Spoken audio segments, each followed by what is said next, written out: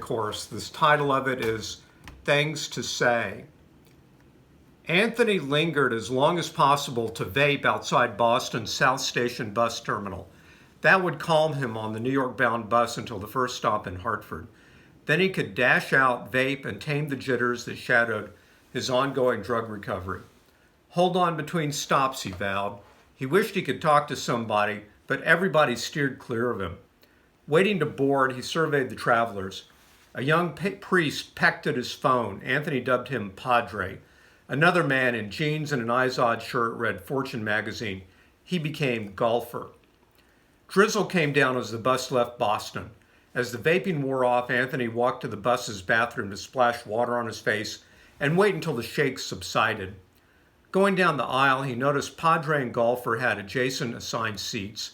They both retrieved reading material and, in the way men do, ignored each other.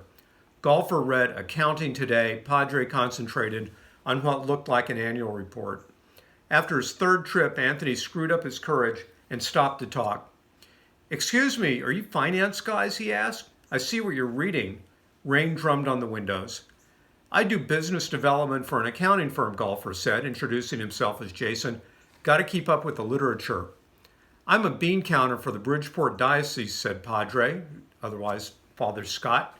He showed Jason and Anthony a numbers-heavy report for diocese finance managers. "We could use some help straightening out our books." "Cool," said Anthony, scurrying back to his seat, exhausted by the conversational effort. Some passengers exited at Hartford to buy snacks as the bus idled. Anthony stood under the open-sided bus shelter, bouncing from foot to foot. Rain was soaking his faded shirt.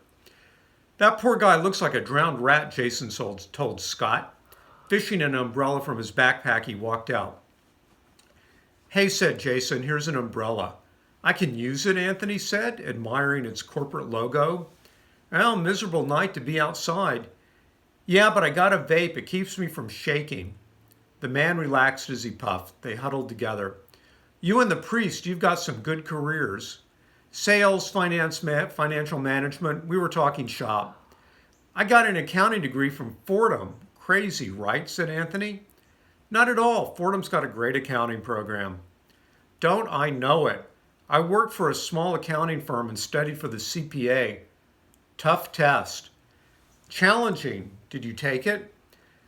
"I passed the first three parts, then this."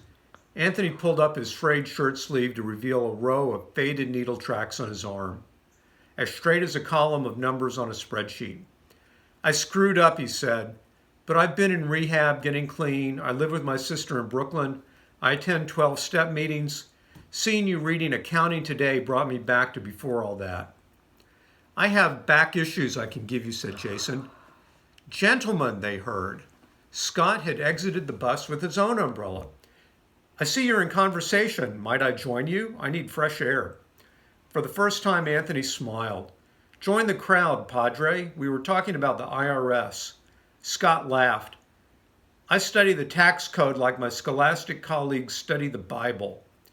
"The Bible, yeah," said Anthony. "Gotta love that higher power, you know." "Indeed," Scott said. "You're doing the right thing." Inside, Anthony settled into an empty seat across from them, and they talked about audits, fraud, and financial controls. They huddled under two umbrellas at New Haven's Union Station, its lights shimmering in the rain as Anthony vaped. Scott exited the bus in Bridgeport, where he handed Anthony his business card. "Fordham grad. I like the sound of that," he said.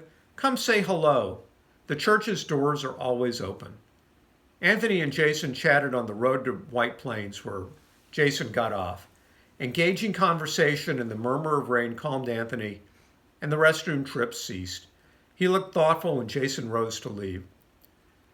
"I like talking business with you. You got me thinking about work," Anthony said. "I'm glad you and Scott reached out to me.